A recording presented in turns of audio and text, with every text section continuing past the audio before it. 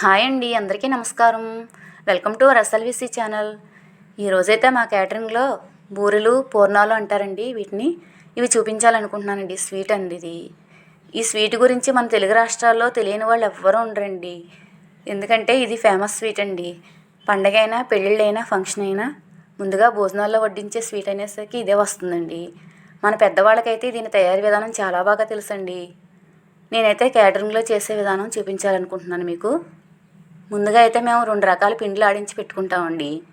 ఒకటి వచ్చి సాయి గుళ్ళు, ఇంకొకటి వచ్చి బియ్యం.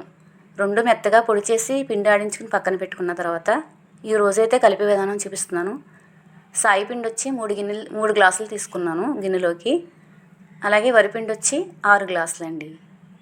ఈ రెండింటిని కొలుచుకున్న తర్వాత పైకి కిందకి బాగా కలిపి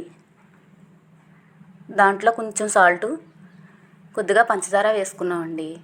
పంచదార ఎందుకంటే అది బూరె రంగు రావటం కోసం వేస్తాం కొద్దిగా. ఇలా ముద్దలా తయారు చేసి 4 గంటల ముందు నానబెట్టి పెట్టుకోవాలండి. బూరెలు వేసే టైంకి 4 గంటల ముందు.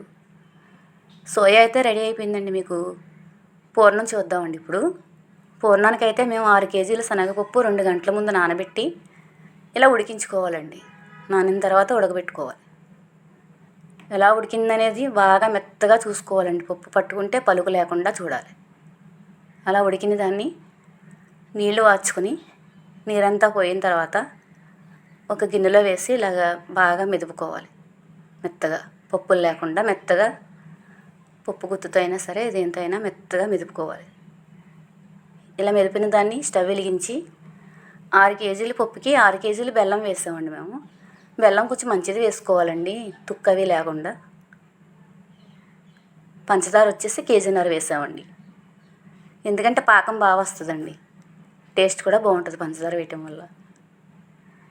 ఇలా తిప్పుతానే ఉండాలండి. గంట పైన పడుద్ది టైట్ అవ్వటానికి మీకు పాకం వచ్చాక.